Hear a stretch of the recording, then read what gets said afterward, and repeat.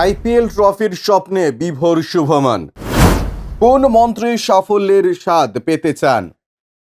বছর দুয়েক আগে যখন আইপিএল এর মঞ্চে আত্মপ্রকাশ হয়েছিল দুটো দলের, তখন অনেকেই ভেবেছিল বেশি দূর যাবে না দুটো দল, কিন্তু আইপিএল এর অভিষেক মানুষের মরশুমেই সকলকে চমকে দিয়েছিল হার্দিক পান্ডিয়ার নেতৃত্বাধীন গুজরাট টাইটান্সই সেই ফ্র্যাঞ্চাইজির যারা হার্দিক পান্ডিয়ার ওপর আস্থা রেখেছিল।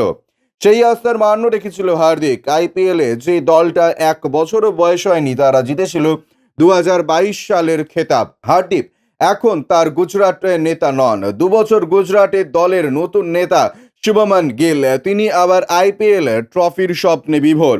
সম্প্রতি আইপিএল এর সম্প্রচারকারী এক চ্যানেলের সাক্ষাৎকারে শুভমান গিল জানিয়েছেন কোন মন্ত্রে গুজরাট টাইটান্স টিম প্রথম ইন্ডিয়ান প্রিমিয়ার লিগে চ্যাম্পিয়ন হয়েছিল। বিশ্বাসের থেকে বড় কিছু হয় না, সেই বিশ্বাসে ভর করেই খেতাব জয়ের লক্ষ্যে অবিচল ছিল গুজরাট। 2024-এ এবারে আইপিএল এর যাত্রা শুরু করবে গুজরাট টাইটান্স। প্রতিপক্ষ গুজরাটের প্রাক্তন অধিনায়ক হার্দিক পান্ডিয়ার মুম্বাই ইন্ডিয়ান্স। স্টার স্পোর্টসে শুভমান গিল বলেছিল, যখন কোনো টুর্নামেন্ট শুরু হয় তখন সবচেয়ে গুরুত্বপূর্ণ বিষয় হলো টিমের প্রত্যেক কটা সদস্যকে বিশ্বাস রাখতে হয় যে তাঁরা খেতাব জিততে পারবেন।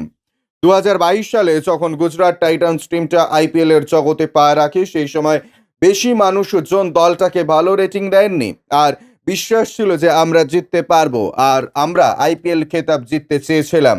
আমি তো ব্যক্তিগতভাবেও আইপিএল জিততে চেয়েছিলাম, কারণ তার আগে আইপিএল জিতিনি।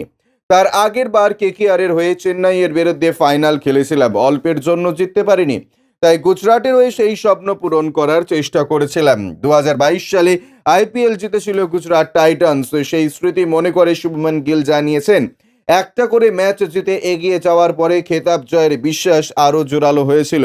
তার কথায়, আমরা যখন একটা করে পরপর 3টে ম্যাচ জিতেছিলাম তখন আমাদের আত্মবিশ্বাস বেড়েছিল।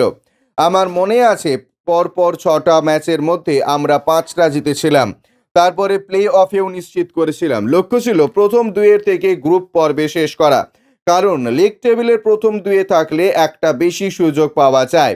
ফাইনালে ওঠার পর একটাই বিষয় শিবিরে আলোচনা ছিল, সেটা হলো ভালো ম্যাচ করলে আমরা চ্যাম্পিয়ন হব। সেটাই করতে পেরেছিলাম আমরা। গুজরাট 2022 সালের পর 2023 সালের আইপিএল এর ফাইনালেও উঠেছিল। এবার দেখার শুভমানের নেতৃত্বে এবছর গুজরাট কেমন খেলে। ব্যুরো রিপোর্ট, ইউজে নিউজ।